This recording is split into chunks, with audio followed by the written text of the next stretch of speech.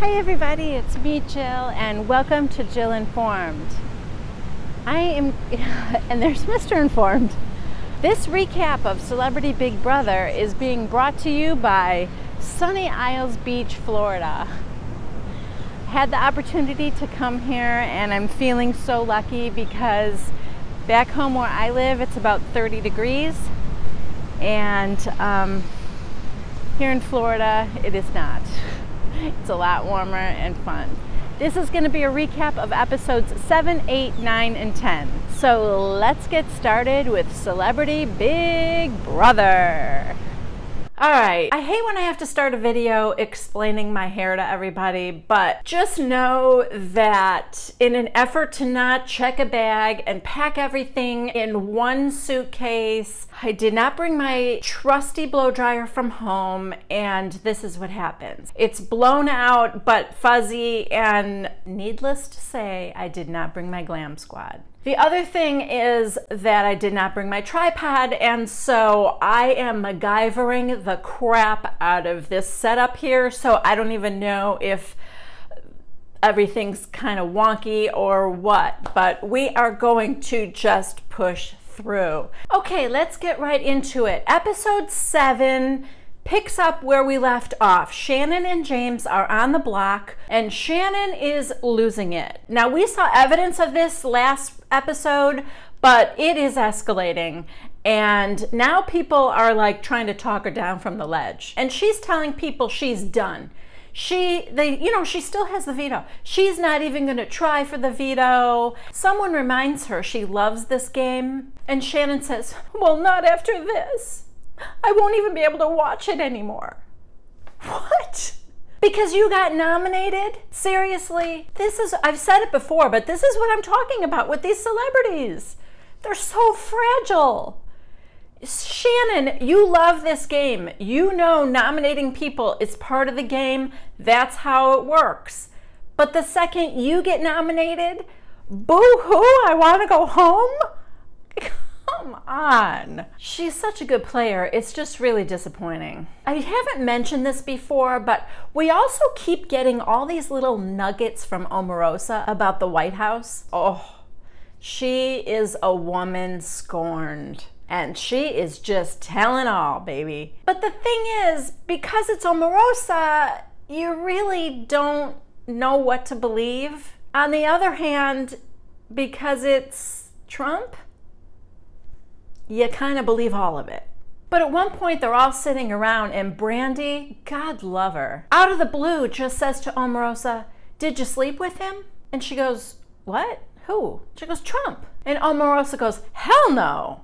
Now, there is somebody who's sleeping with everyone at the White House, but she is not me. Do tell, Omarosa.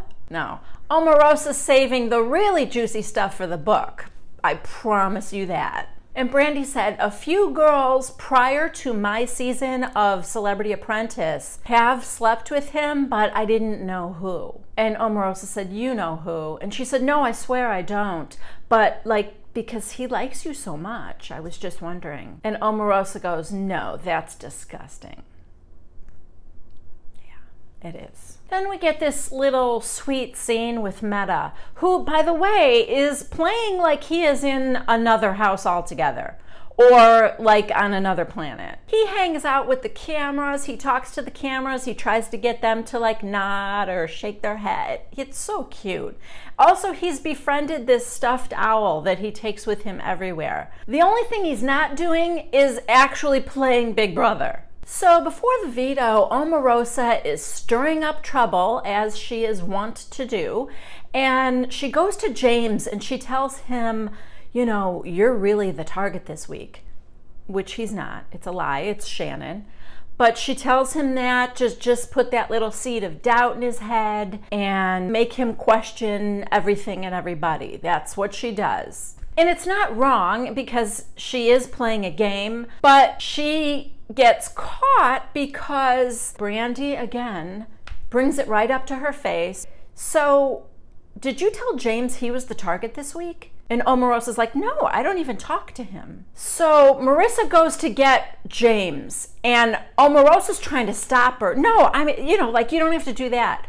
But she does, and James says yes. So everyone's in the room, it's all out in the open. James says, yes, you did come up to me, and then you specifically said that Ross and Marissa are gonna vote for you, or something like that. So Omarosa does the only thing she can do, and I believe she may have learned this in the White House, but she is completely deflecting and just not answering direct questions. Or she will answer a question with another question.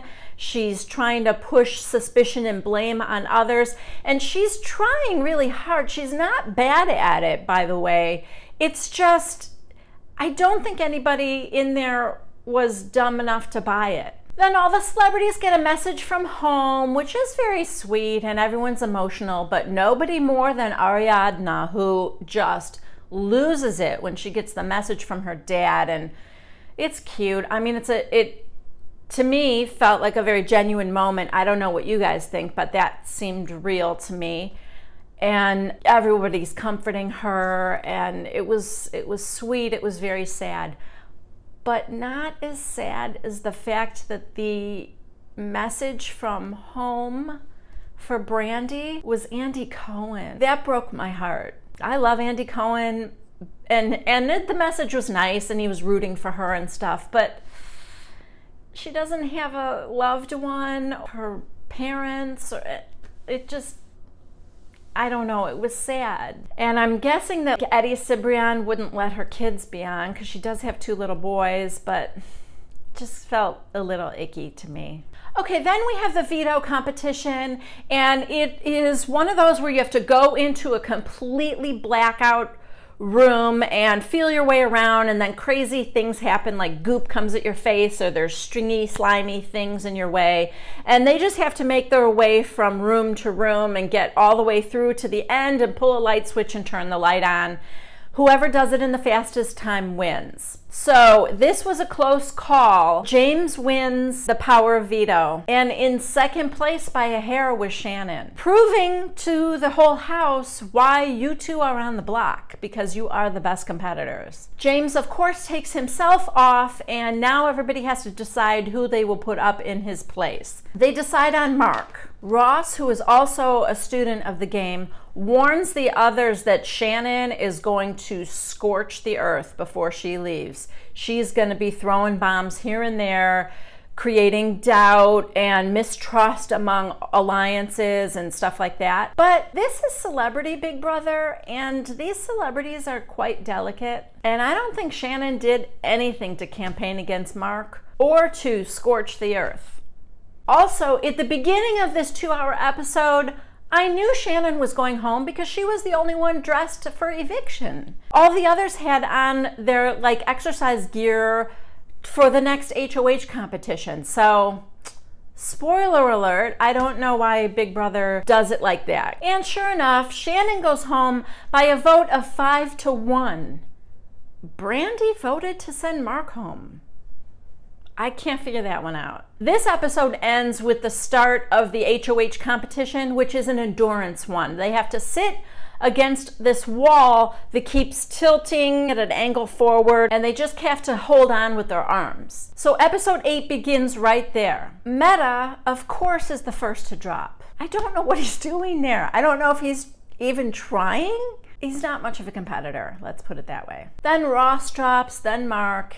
Anyway, in the end, it's down to Omarosa and James, and she makes a deal with him and tells him that she will not put him up on the block and she will not backdoor him. And he takes that deal, he drops.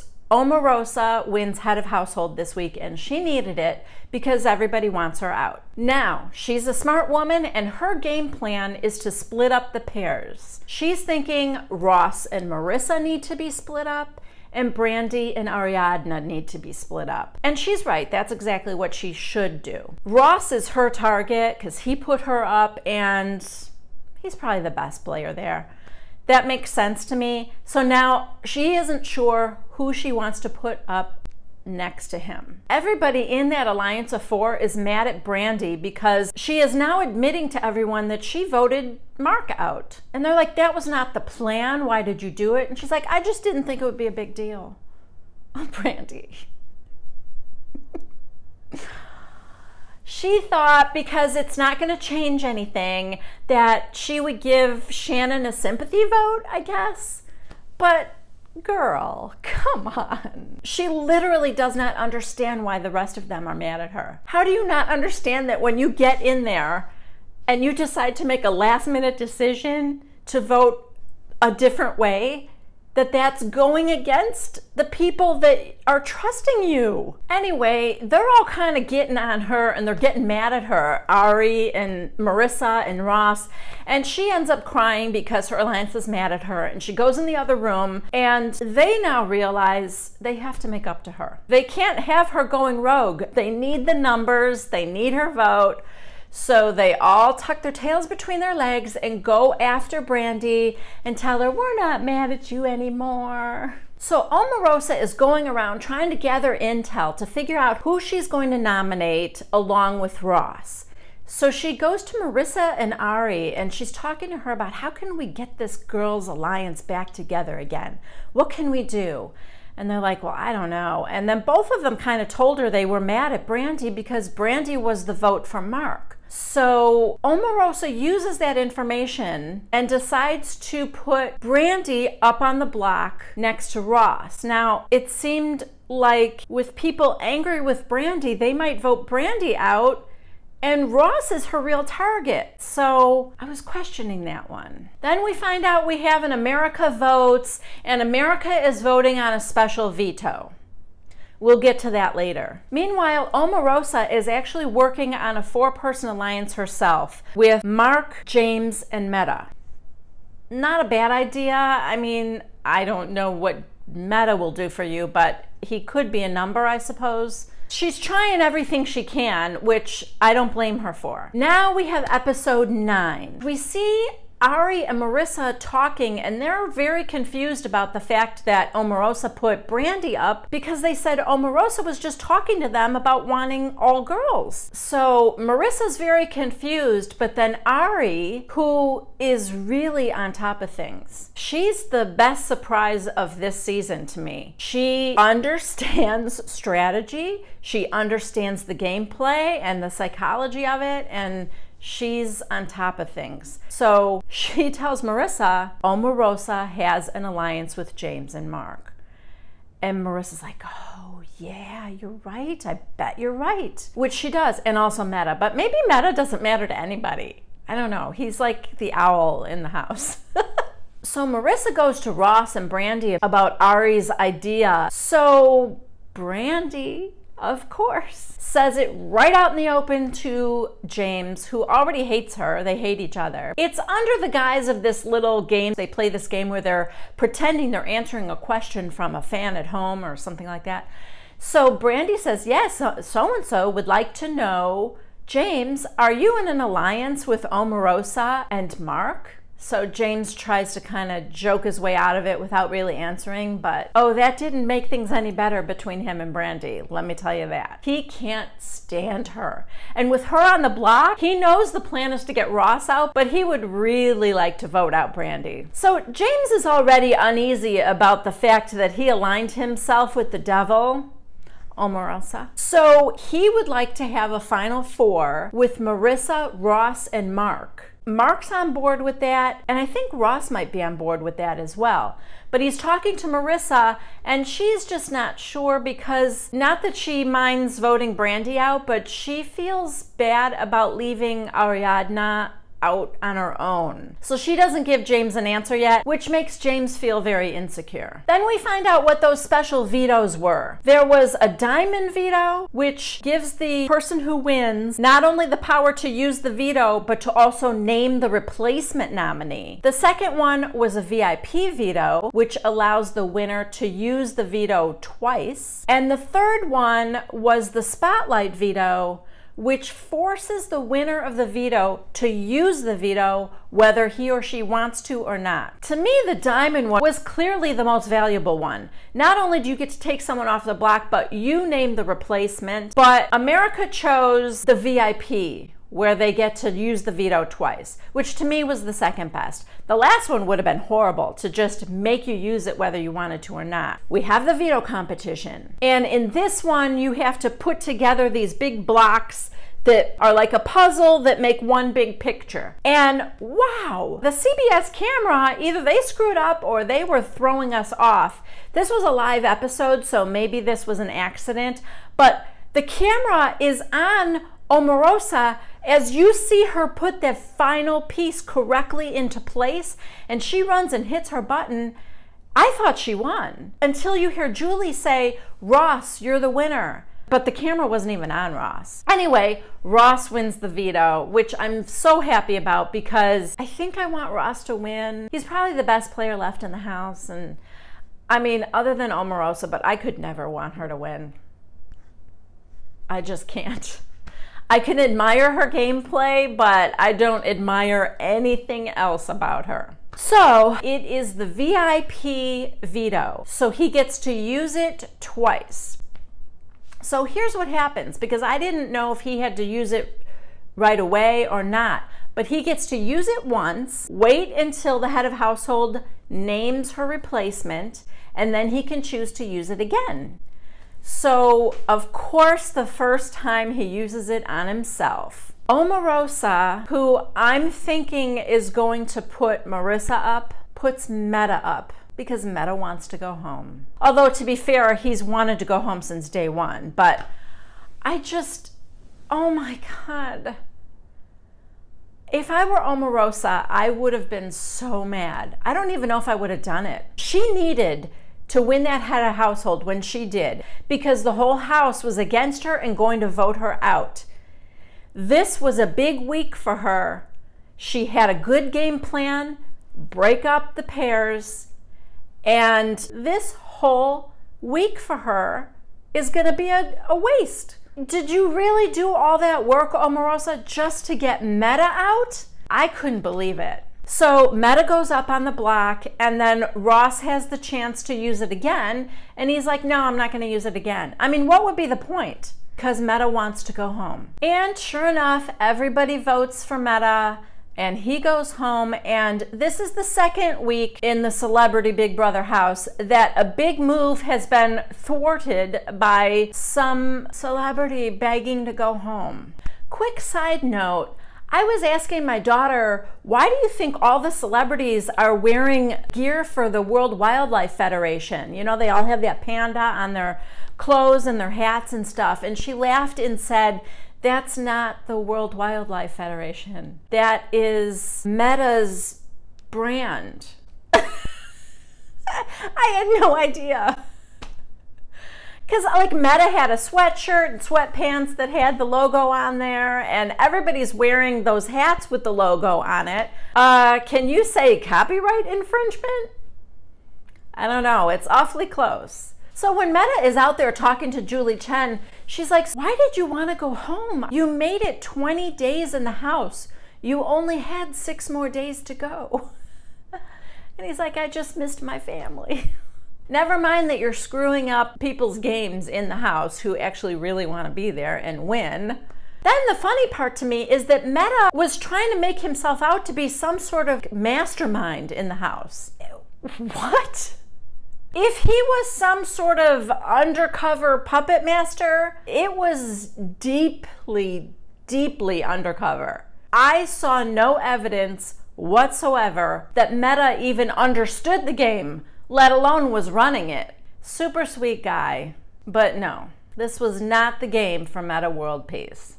Okay, so I am actually going to add episode 10 onto this video because I just finished watching it. Okay, so we find out that Ross actually talked to Marissa into joining a Final Four with James and Mark. Now, I don't know if it's a real Final Four or not, but Ross convinced James and Mark to save him when he was on the block. He made this deal, of course, before he won the veto.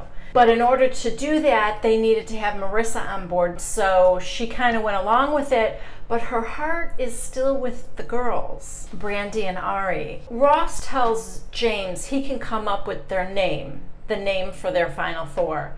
And he's like, oh, okay, how about Rad Sauce? And Ross goes, well, maybe not that. And every name he comes up with was ridiculous. Oh, how about beast mode? Squad goals? Oh, God. Are you 14? Finally, because they're all roommates, they agreed that their name would be Roomie Squad. That's a bad name. So even before this next HOH competition, James is talking about how the next people that need to go are Brandi and Ari. Like, those two have to go up. Marissa and Ross, who are supposed to be in James' alliance, they're kind of trying to sell him on Omarosa being the bigger threat. Because she is. They shouldn't have to work at that. You do not want to turn your back on Omarosa.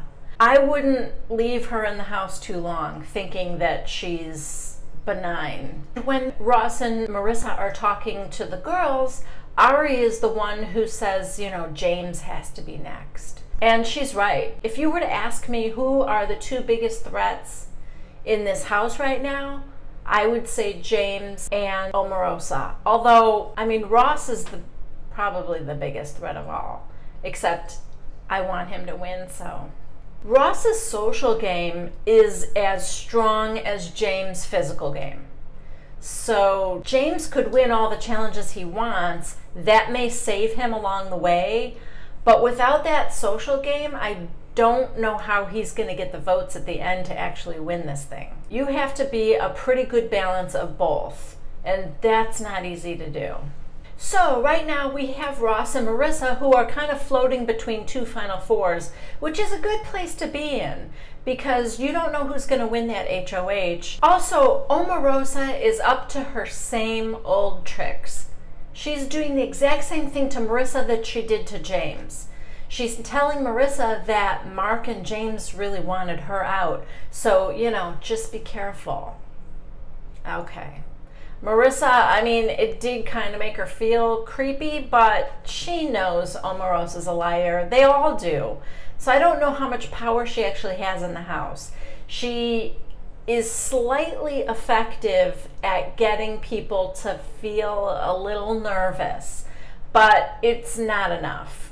Okay, so now we have the HOH competition, and this one is this red carpet thing, and they have to crawl across this red carpet that's wobbly and teetering, and they do it in 2 heats. The first 3 are Brandi, Marissa, and Ariadna. The 3 people with the fastest time will go on to the second heat. So you're really just kind of competing with yourself on this one. And it's super hard, but it's kind of funny to watch. Brandi came in first, and then Ari, and then Marissa. Then we have Mark, James, and Ross. Mark was first, and then James, and then Ross. Mark did it in like 1 minute and 24 seconds or something like that. So that was the fastest time. The second fastest person was James, and he did it in like 1 minute and 52 seconds.